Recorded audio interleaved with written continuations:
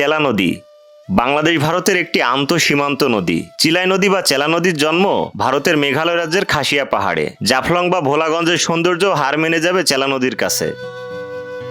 এটি সুনামগঞ্জ জেলার দোয়ারাবাজার উপজেলার সীমান্ত দিয়ে বাংলাদেশে নেমে এসেছে। সুনামগঞ্জের দোয়ারাবাজার উপজেলার ভারতীয় সীমান্তবর্তী নরসিংহপুর ইউনিয়নে পাহাড়ি সোনালী চেলা নদীর অবস্থান। বন্ধুরা, আজকের ভিডিওতে তুলে ধরব চেলা নদীর সৌন্দর্য এবং এখানকার মানুষের জীবন ও জীবিকার গল্প। আসসালামু আলাইকুম বন্ধুরা, আশা করি সবাই ভালো আছেন। আমিও ভালো আছি। এই মুহূর্তে আপনারা দেখছেন আমার ইউটিউব চ্যানেল ওহাব ট্রাভেলার। সঙ্গে আছে আমি আব্দুল ওহাব।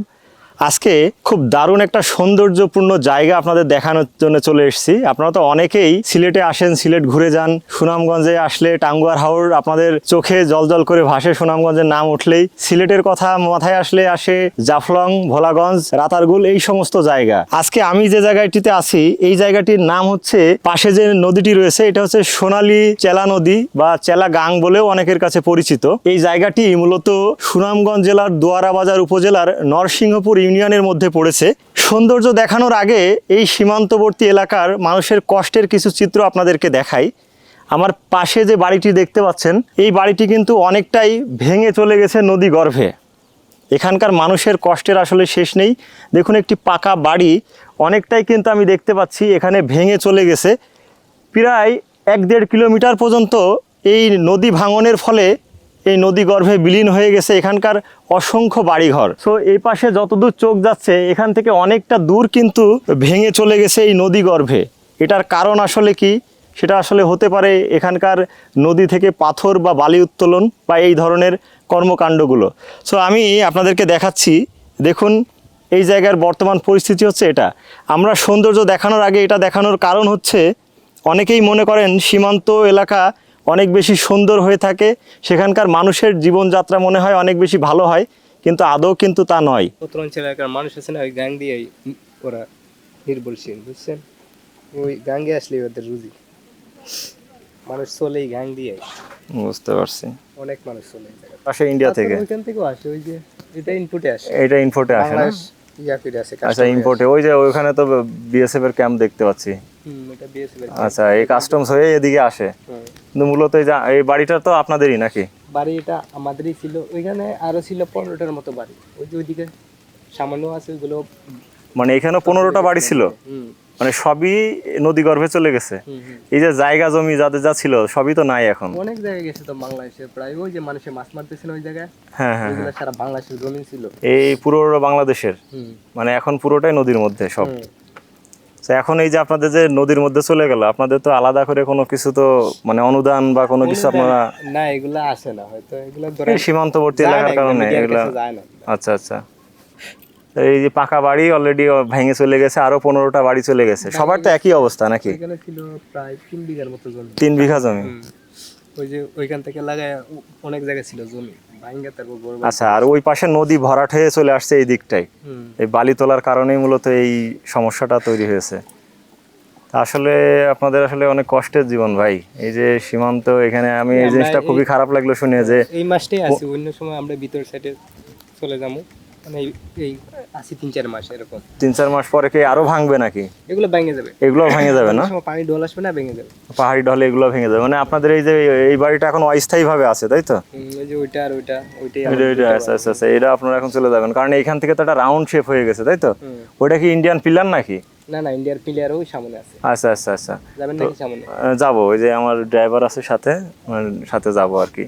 কারণ মানে এইটা দেখে আমি এখানে দাঁড়ালাম যে আসলে আপনাদের এই যে ঘর বাড়ি ভেঙে গেছে, আসলে এই কষ্টের, আসলে এটা আসলে খুব খারাপ লাগলো শুনে। আসলে সামনে একটি সীমানা পিলার দেখতে পাচ্ছি।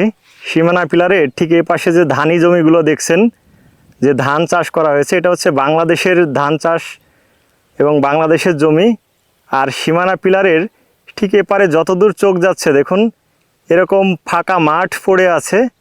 আর ঠিক এই পিলার থেকে সামনে 150 গজ দূরেই কিন্তু রয়েছে মেঘালয় সীমান্তের যে কাঁটাতারের বেড়া।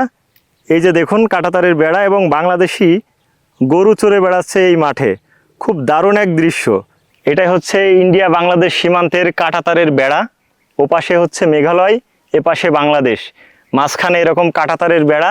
ঠিক ওপাশে আমি এখানে দাঁড়িয়ে একটি রাস্তা দেখতে পাচ্ছি, অনেকেই যাতায়াত করছেন। ওপাশে মেঘালয় সীমান্তের বেশ কিছু মানুষের ঘরবাড়িও দেখতে পাচ্ছি। আর কাঁটাতারের বেড়ার 3টি স্তর রয়েছে এবং বেশ কিছু কাঁটাতার দিয়ে পেঁচানো রয়েছে, যাতে খুব সহজেই এপার বা ওপারের মানুষ আসা যাওয়া না করতে পারে। সামনে বিএসএফ এর টহল বুথ রয়েছে। আর এখান থেকে যতদূর চোখ যাচ্ছে কাঁটাতারের বেড়া দেখতে পাচ্ছি। আর সীমান্তের ওপারে পাহাড়ের গায়ে বিভিন্ন ধরনের চাষাবাদ করেছেন এখানকার মানুষ। সীমান্ত এলাকার মূলত সৌন্দর্য। তো আমরা এই চেলাগাংয়ের পাড়েই আসলে দেখছি এটা।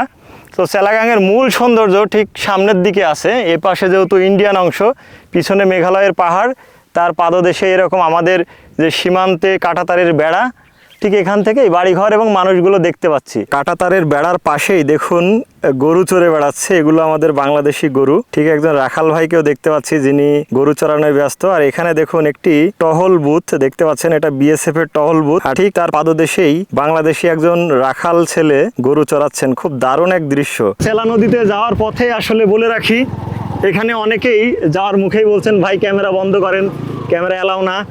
আসলে এখানকার অনেকেই চায় না যে জায়গাটি প্রচার হোক বা মানুষ এখানে আসুক। যেহেতু এখানে মানুষ সবাই কর্মব্যস্ত, কর্মজীবী মানুষ, সে কারণে হয়তো এই চাওয়াটা তাদের থাকে না। আসলে লুকায়িত সৌন্দর্য লুকায়িতই থাকুক, সেরকমটাই চাই হয়তো এখানকার মানুষ। অপরূপ সৌন্দর্যের নদী যদি বলি, সিলেটের খুব সৌন্দর্যপূর্ণ একটি জায়গা, লুকায়িত সৌন্দর্য। আমরা এখন এই মুহূর্তে আছি সিলেটের সুনামগঞ্জ জেলার দোয়ারাবাজার উপজেলার নরসিংহপুর ইউনিয়নের চেলা নদীর তীরে। এবং এখানে মানুষের কর্মব্যস্ততা মূলত এই নদী কেন্দ্রিক। নদী থেকে বালি তোলা এবং সেই বালি দিয়ে আসলে জীবিকা নির্বাহের কাজটি এখানকার মানুষ করে থাকেন। সো আপনাদেরকে এখানকার সৌন্দর্য দেখানোর জন্যই মূলত এখানে আসা। এখান থেকে মেঘালয়ের পাহাড়ে যে দৃশ্য পাওয়া যায়, সত্যি খুব অপূর্ব দৃশ্য এখান থেকে আমরা দেখছি। নদীতে মানুষ নৌকা নিয়ে বালি তুলছে, নদীর পারাপার হচ্ছে এখানকার স্থানীয় মানুষজন। আসলে এক মিলন মেলায় বলা যায় এখানকার শ্রমিকদের, এবং খুব দারুণ কিছু দৃশ্য আমরা দেখছি। আমার এখান থেকে পিছনে দেখতে পাচ্ছেন ছোট বড় বিভিন্ন সাইজের নৌকা এবং ওপাশে ট্রলার রয়েছে। এই নদী থেকে বালি তোলার পরে এই বালিগুলো আবার ট্রলারে তোলা হচ্ছে এবং দেশের বিভিন্ন জায়গায় কিন্তু এই বালিগুলো পৌঁছে যাচ্ছে। খুবই দারুণ চমৎকার দৃশ্য আমরা এখান থেকে দেখছি এবং আপনাদেরকে দেখানোর জন্যই মূলত এই জায়গাটিতে আসা।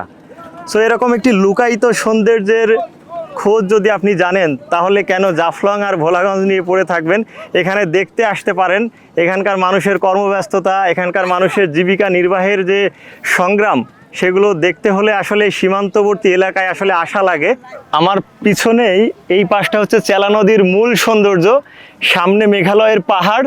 এরকম এক দারুণ জায়গায় দাঁড়িয়ে নদীর এরকম দারুণ সৌন্দর্য এবং এখানে কর্মজীবী মানুষের কাজের দৃশ্য দেখা খুব চমৎকার এক মুহূর্ত বলা যায়। সো আসলে ভাসমান জায়গা হলেও এখানে আসলে মানুষের যে দৈনন্দিন কর্মব্যস্ততা রয়েছে খুব কষ্টের বলা যায়। সকাল থেকে শুরু করে রাত অবধি কিন্তু এখানকার মানুষের কর্মব্যস্ততা চলে। এখানেই ভাসমান বা ভ্রাম্যমান হোটেল রয়েছে, এখানেই তারা খেয়ে নেন এবং বিশ্রামের জন্যে ছোট ছোট কুঠরি টাইপের রয়েছে, পলিথিন দেওয়া, রৌদ্রে থেকে বা বৃষ্টি থেকে বাঁচার জন্যে। সো সেগুলো আপনাদেরকে দেখাবো। তো চলুন সবাই একসঙ্গে এনজয় করি চেলা নদী বা সোনালী চেলা নদীর বর্তমান সৌন্দর্য। নদী পাড়েই কিন্তু এরকম ভ্রাম্যমান রান্নার ঘর রয়েছে, যেখানে আসলে রান্না করা হয় এখানের কর্মব্যস্ত শ্রমিকদের জন্যেই। চেলা নদীতে যে সমস্ত শ্রমিক ভাইয়েরা কাজ করেন তাদের খাবারের জন্য এখানে এরকম ভাসমান বা ভ্রাম্যমান বেশ কিছু দোকান রয়েছে। এই যে দেখুন, তাদের খাবারের আয়োজন চলছে। এই ধরনের মাছ কাটা ছেঁড়ার কাজ হচ্ছে। এখানে কয় রকমের মাছ আছে মামা? 2 রকমের মাছ আছে। এটা কি পাঙ্গাস আর কি এটা কাশবাউল? রুই মাছ। আচ্ছা আচ্ছা, এখানে দেখতে পাচ্ছি পাঙ্গাস এবং রুই মাছ। আর এই যে রান্নার ব্যবস্থা রয়েছে এখানে, এখানে রান্না করা হয় এবং খাবার বিক্রি করা হয়। মামা একটু কথা বলি আপনার সাথে, খাবার আসলে কি সিস্টেমে বিক্রি করেন আপনারা? মানে প্লেট কেমন রাখেন বা জনপ্রতি? পোলট্রি মুরগ দিয়ে খাইলে 90 টাকা। পোলট্রি মুরগি দিয়ে 1 প্লেট ভাত, এক নাকি প্লেট ভাত। ভাত কি আনলিমিটেড দেন? না না না, 1 প্লেট ভাত। 1 প্লেট 90 ভাত টাকা। আর হচ্ছে মুরগির মাংস, পোলট্রি মুরগি, তাহলে 90 টাকা। 90 টাকা। আর মাছ দিয়ে পাঙ্গাস খাইলে? 1 পিস, ভাত 1 কাপ, 80 টাকা। রুই মাছ 1 কাপ, ভাত 1 প্লেট, 80 টাকা। ডাল ভাত 50 টাকা। ডাল ভাত, শুধু ডাল ভাত 50 50 টাকা। টাকা। এমনি কোনো সবজি বা ভাজি থাকে না? না জি না, এগুলা করি না, সময় কভার করতে পারি না। আচ্ছা, একা শুধু তো। শুধু মুরগি আর মাছ। জি, জি, জি। আচ্ছা। ভ্রাম্যমান চা নাস্তার ব্যবস্থা রয়েছে। এখানে যারা শ্রমিকরা কাজ করেন তারা এই কাজের ফাঁকে এই জায়গাগুলোতে কিন্তু এই যে বিস্কিট পাউরুটি চা খেয়ে থাকেন, রং চা। এখানে আসলে মানুষের কষ্ট যেমন রয়েছে সেভাবে কিন্তু আসলে মূল্যায়ন হয় কি হয় না সেটা আসলে বলাটা কষ্টকর। এই যে দেখুন এখানে এরকম ভ্রাম্যমান বেশ কিছু রান্নার ঘর রয়েছে, যেখান থেকে আসলে এখানে স্থানীয় যারা আছেন তারা কিন্তু খাবার দাবারের কাজটি করে থাকেন কাজের ফাঁকে ফাঁকে। সো আসলে কষ্টের মধ্যেও কিন্তু এক প্রকার সুখ রয়েছে। যখন দিন শেষে যে উপার্জিত টাকাটা তাদের হাতে আসে তখন কিন্তু সেই কষ্টটার কষ্ট থাকে না। এই যে মামার দোকান দেখছি, মামা খাবারের দরদাম কেমন আপনার এখানে? খাবারের দাম ভালো আছে না? আপনার মানে প্লেট কেমন রাখেন? একজন যদি খায় 100 টাকা। 100 টাকা। কি দিয়ে খাইলে? মুরগি দিয়ে? মুরগি দিয়ে। মাছ দিয়ে খাইলে? মাছ দিয়ে গেলে 70 টাকা। মাছ দিয়ে খাইলে 70 টাকা। আচ্ছা আচ্ছা, 70 আর 100। ভাজি টাজি করেন কিছু? ভাজি ডাল ভাজি করি। আচ্ছা, শুধু ডাল ভাত খাইলে কেমন রাখেন? 50 টাকা। 50 টাকায় ডাল ভাত। সো বন্ধুরা, জানতে পারলেন যে এখানে আসলে 50 টাকায় ডাল ভাত পাওয়া যায়, যেটা আসলে খুবই রেয়ার। এই যে নৌকাগুলো এই নদীর পাড়ে কিন্তু এভাবে সারিবদ্ধভাবে রাখা হয়েছে, আর ঠিক পাড়েই বিশ্রামের জায়গা রয়েছে এবং সেই সাথে এখানে কিন্তু খাবারের হোটেলও রয়েছে। সো এই হচ্ছে দেখানোর চেষ্টা করলাম। এখানে কিন্তু কোনো টয়লেট ব্যবস্থা আমরা দেখলাম না। সো শুধুমাত্র রান্নার হোটেল দেখতে পাচ্ছি। আর এপাশে যত দূর চোখ যাচ্ছে শুধু দারুণ এক দৃশ্যই আমরা দেখতে পাচ্ছি এবং খুব চমৎকার। আসলে এরকম দৃশ্য জাফলং কিংবা ভোলাগঞ্জে গেলে আসলে আপনারা কেউ দেখতে পারবেন না, এখানে আসলে শুধু দেখতে পারবেন।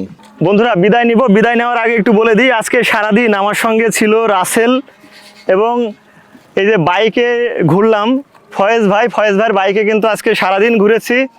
সো যারা এখানে আসতে চান কিংবা এ পাশের বর্ডার এরিয়ার সৌন্দর্য দেখতে চান তারা কিন্তু ফয়েজ ভাইয়ের সঙ্গে যোগাযোগ করে ঘুরে দেখতে পারেন। তো আমি ভিডিও ডেসক্রিপশনে ফয়েজ ভাইয়ের ফোন নাম্বারটা দিয়ে দিব। যারা এই সীমান্তবর্তী সুনামগঞ্জ, দোয়ারা বাজার এবং ইসামতি নদী যেটা আমরা দেখলাম চেলাগাং সহ এই জায়গাগুলো কিন্তু আপনারা ঘুরে দেখতে পারেন খুব সহজেই বাইক নিয়ে। সো আজকে বিদায় নিচ্ছি চেলাগাং বা চেলা নদীর এই পাড় থেকে। ভালো থাকুন, সুস্থ থাকুন। দেখছিলেন এতক্ষণ আমার ইউটিউব চ্যানেল ওহাব ট্রাভেলার, আর সঙ্গে ছিলাম আমি আব্দুল ওহাব। আল্লাহ হাফেজ।